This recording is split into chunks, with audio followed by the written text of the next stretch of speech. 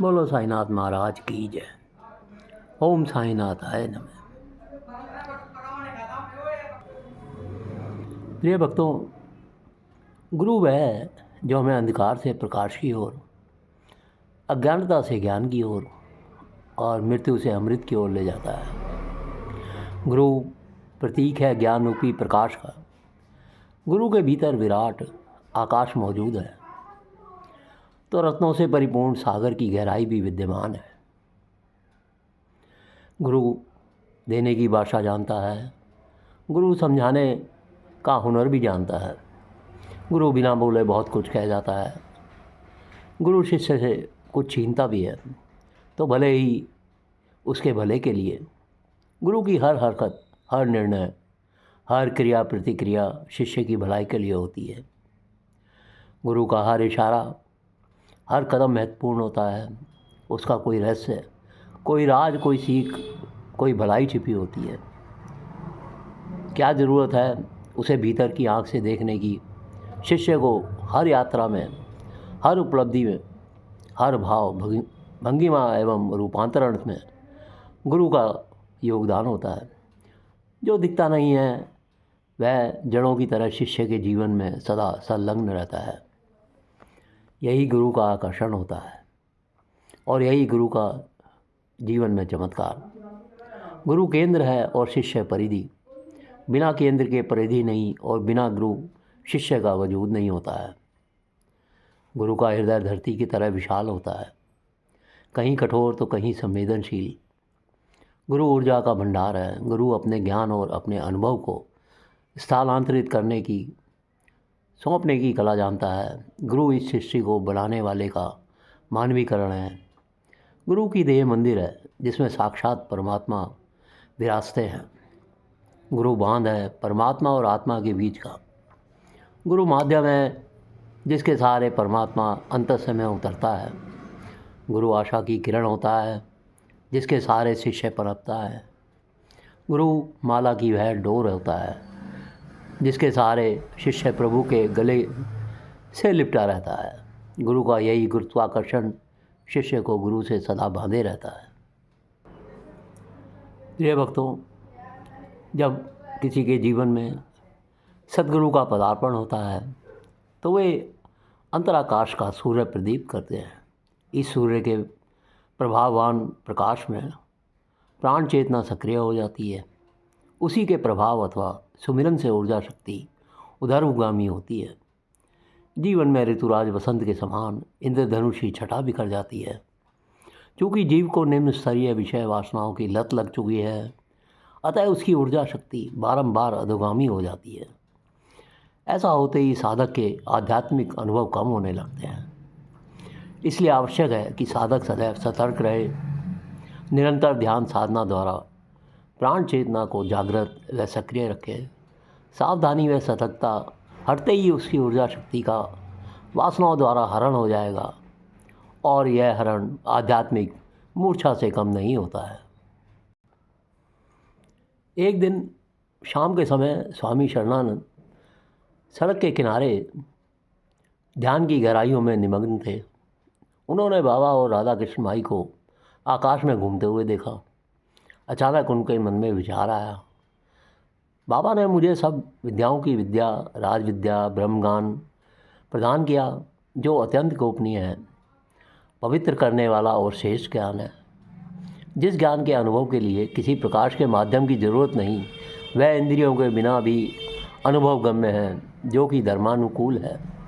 जो ज्ञान सब सुखों को प्राप्त करने वाला है। मैंने कभी बाबा का आभार व्यक्त नहीं किया और न ही मैंने इस ऋण को चुकाया है। तभी उन्हें बाबा के दिव्य वचन सुनाई दिए, अरे मैंने तुम्हें कुछ नया नहीं सिखाया। जो ज्ञान तुमने मुझे अपने पूर्व जन्म में दिया था, इस जीवन में मैंने वही ब्रह्म ज्ञान तुम्हें प्रदान किया है। मैं तुम्हारा ऋणी था, मैंने तो ज्ञान देकर अपना ऋण चुकाया है। स्वामी शरणानंद रात्रि में इधर उधर घूमते थे।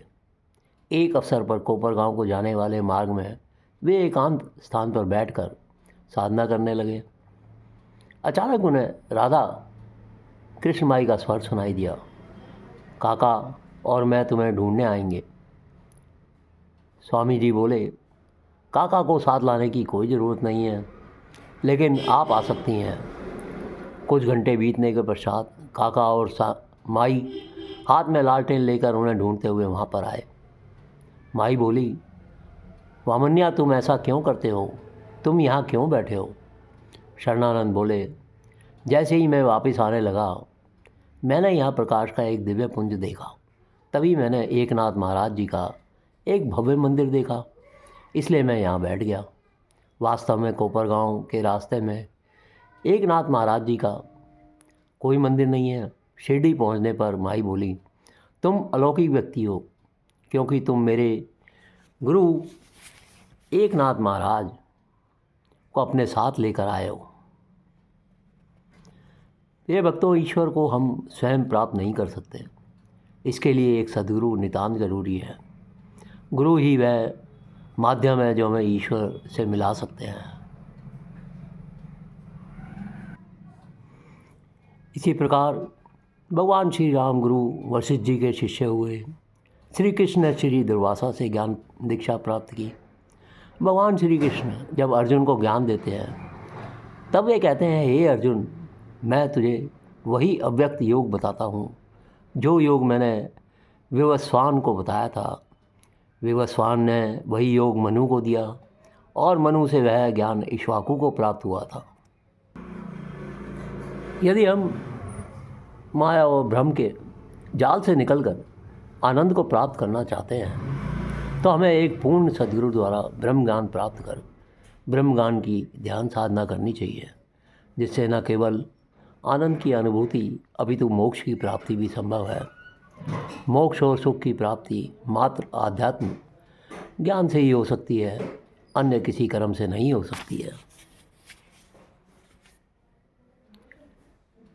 अपनी अनेक शिरडी यात्राओं के दौरान शरणानंद को अनेक दिव्य अनुभूतियाँ हुई। एक अवसर पर शाम के समय वे राधा कृष्ण माई के निवास स्थान पर गए। माई ने उन्हें हरी मिर्च खाने को दी। शरणानंद को तीखी मिर्च व कड़वी महसूस नहीं हुई। राधा कृष्ण माई ने मिर्च द्वारा उन पर वशीभूत कर दिया था, लेकिन इसके पीछे क्या उद्देश्य था उसे शरणानंद नहीं समझ पाए। जादू के फलस्वरूप शरणानंद कक्ष में रखी हुई वस्तुओं को देख पाने में असमर्थ हो गए। माई ने उन्हें खूंटी पर टंगा तौलिया लाने को कहा, परंतु शरणानंद को खूंटी पर टंगा तौलिया दिखाई ही नहीं दिया। फिर माई ने स्वयं खूंटी पर टंगा तौलिया शरणानंद के हाथ में पकड़ाया। इस घटना से शरणानंद को यह सबक मिला कि गुरु की कृपा के बिना उनकी सेवा कर पाना असंभव होता है।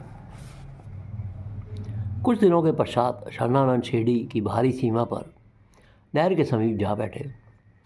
वहाँ स्थित एक झोंपड़ी में भी उन्हें भजनों का स्वर सुनाई दिया, लेकिन कोई गाने वाला, कोई गायक उन्हें दिखाई नहीं दिया। वे ध्यान की मुद्रा में बैठ गए। ध्यान में उन्होंने एक बैलगाड़ी को अपनी ओर आते हुए देखा। बैलगाड़ी पर बाबा भगवान शिव की तरह बैठे दिखाई दिए। बाबा बहुत गुस्से में और क्रुद्ध लग रहे थे। उनकी मूछें बहुत लंबी थी और फड़क रही थीं। बाबा ने शरणानंद की ओर एक बड़ा पत्थर फेंका, लेकिन वह उनके पांव के समीप आकर गिरा। इसके पश्चात बाबा ने उनकी तरफ छोटे पत्थर फेंके, लेकिन उनसे कोई उन्हें चोट नहीं लगी। इस घटना के बाद वे वापस अपने कक्ष में लौट आए। एक रात्रि जब सभी गहरी नींद में थे, तब शरणानंद कक्ष से बाहर निकल राता की ओर चलने लगे। चलते चलते अर्धरात्रि के समय उन्होंने संन्यास धारण करने का व्रत लिया।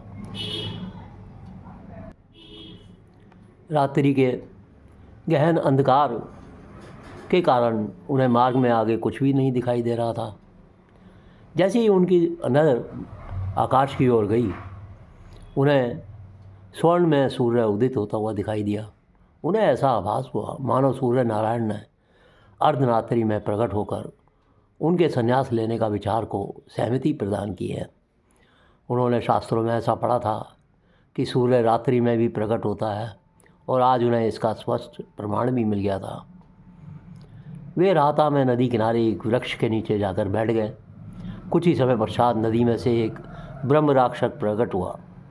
ब्रह्म राक्षस पूर्व जन्म में विद्वान व्यक्ति होते हैं जो ज्ञान के पिपासुओं के साथ अपना ज्ञान साझा नहीं करते। ऐसे लोगों को अगले जन्म में राक्षस की योनि भोगने का श्राप मिलता है। उनके सिर में से प्रकाश की प्रचंड किरणें फूटती हैं। जब वे चलते हैं तो उनका सिर नीचे और पांव ऊपर की ओर होते हैं। अचानक राक्षस नदी में वापस चला गया और अदृश्य हो गया। सुबह होने से पूर्व शरणानंद शिरडी लौट आए। भक्त उनके लिए चिंतित थे कि वे रात में कहाँ चले गए थे। वे उनसे इस संबंध में प्रश्न पूछने लगे। गांव वालों ने उन्हें बताया कि बाबा भी उनके लिए चिंतित थे और उन्होंने उन्हें ढूंढ कर लाने के लिए एक व्यक्ति को भी भेजा था। सभी ने उन्हें अपने ऐसे व्यवहार से बाबा को कष्ट न देने और दीक्षित वाड़े में रहने की सलाह दी, जिसे शरणानंद ने स्वीकार किया। प्रिय भक्तों, साईनाथ महाराज कहते हैं, ऐसे व्यक्ति आत्मज्ञान के लायक नहीं होते हैं। वह तो केवल अज्ञानता से ही घिरे रहते हैं। वह न तो धरती पर सुख भोगते हैं और न ही स्वर्ग में। वह हर समय और हर जगह दुखी रहते हैं। हम ना तो अपने दृष्टिकोण का हठपूर्वक प्रतिपादन करते हैं और न ही दूसरे के विचारों का खंडन करते हैं। इसके अलावा न ही इसके विपरीत उठने वाले दृष्टिकोणों का वर्णन करते हैं। इस प्रकार का व्यर्थ और अनुचित प्रयत्न किया ही क्यों जाए। बाबा ने कहा, जो प्रेम पूर्वक मेरा नाम स्मरण करेगा मैं उसकी समस्त इच्छाएं पूर्ण कर दूंगा। उसकी भक्ति में उत्तरोत्तर वृद्धि होती रहेगी। जो मेरे चरित्र और कृत्यों का श्रद्धापूर्वक गायन करेगा उसकी मैं हर प्रकार से सदैव सहायता करूंगा। जो भक्तगण हृदय और प्राणों से मुझे चाहते हैं उन्हें मेरी कथाएं श्रवण कर अपने आप प्रसन्नता होगी और मैं उनके साथ हमेशा रहूँगा। बाबा ने कहा, मेरा विश्वास रखो कि जो कोई मेरी लीलाओं का कीर्तन करेगा उसे परमानंद और चिर संतोष की उपलब्धि अवश्य ही हो जाएगी। यह मेरा वैशिष्ट्य है कि जो कोई अनन्य भाव से मेरी शरण में आता है, जो श्रद्धापूर्वक मेरा पूजन, निरंतर स्मरण और मेरा ही ध्यान किया करता है, मैं उसको मुक्ति प्रदान कर देता हूँ। जो नित्य प्रति मेरा नाम स्मरण और पूजन कर मेरी कथाओं और लीलाओं का प्रेम पूर्वक मनन करते हैं, ऐसे वक्तों में सांसारिक वासनाएं और अज्ञान रूपी प्रवृत्तियाँ बिल्कुल भी नहीं ठहर सकती हैं। मेरी कथाओं के केवल श्रवण से हर प्रकार के शारीरिक रोग और मानसिक विकृतियों का अंत हो जाता है। मैं अपने भक्तों को मृत्यु के मुख से भी बाहर खींचकर उन्हें बचा लेता हूँ और समय आने पर उन्हें मुक्ति प्रदान करता हूँ। मेरी कथाएं श्रवण करने से मुक्ति मिल जाएगी, अतः मेरी कथाओं को श्रद्धापूर्वक सुनो व उनका मनन करो। सुख और संतोष प्राप्ति का सरल और सत्य मार्ग यही है। ऐसा करने से श्रोताओं और भक्तों के चित्त को शांति प्राप्त होगी और जब ध्यान प्रगाढ़ तथा विश्वास दृढ़ हो जाएगा तब अखंड चैतन्य से अभिन्नता प्राप्त हो जाएगी। केवल ईश्वर नाम के उच्चारण मात्र से कलयुग के बुरे विचारों व किए गए समस्त पाप नष्ट हो जाएंगे। केवल मेरे समक्ष अपना मस्तक झुकाने मात्र से ही प्राणी के समस्त कष्ट दूर हो जाएंगे। प्रिय भक्तों, बाबा की लीलाओं का हम इसी प्रकार सारांश में वर्णन करते रहेंगे, आप लोगों को सुनाते रहेंगे। चैनल में रुचि आए तो सब्सक्राइब ज़रूर कीजिएगा और हर पल साईं बाबा का नाम लेते रहिए। चैनल को लाइक कीजिए और शेयर कीजिए। और बाबा बहुत दयालु, बहुत कृपालु हैं। वो अपने भक्तों पर ज़रूर कृपा करते हैं। ओम साई राम, ओम साई राम।